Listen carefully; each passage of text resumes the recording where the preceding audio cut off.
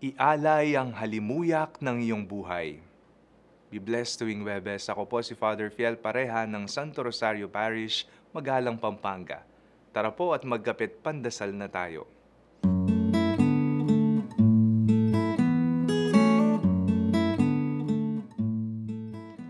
Tuwing buwan ng Mayo, ating ginugunita ang ina ng ating Panginoong Hesus, ang Birheng Maria.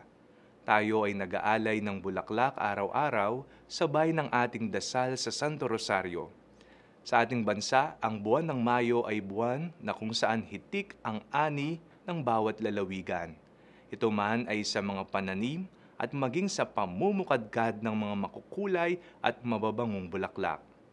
Ngayong buwan ng Mayo, akayin ang iyong mga anak patungo kay Jesus sa pamamagitan ng pagdarasal ng Santo Rosario.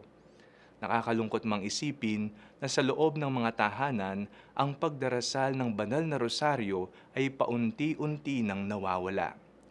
Ang dating bonding time ng buong pamilya pagsapit ng 6:00 ng gabi kasama ni Lord ay napapalitan na ng ibang bagay.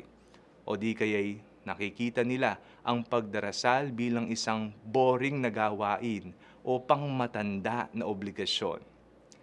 Bilang mga nakakatanda sa pananampalataya, isa sa ating mga sinumpaang tungkulin ay ang ipasa ang ating pananampalataya sa makabagong henerasyon, sa mga kabataan, sa inyong mga anak.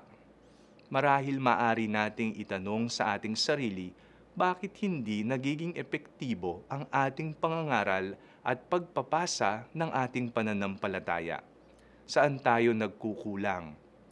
Katulad ng ating sadyang ginagawang pag-aalay ng mga bulaklak tuwing buwan ng Mayo sa mahal na ina, hindi ba't mas kaakit-akit at kasiyasiya sa Diyos na mamuhay tayo ng tapat at isang mabuting halimbawang tagasunod ni Kristo?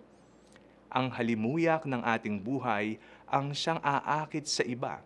Ang ating patutuo ng ating buhay ay higit na matimbang kaysa sa 1 toneladang bulaklak na iaalay ngayong Mayo.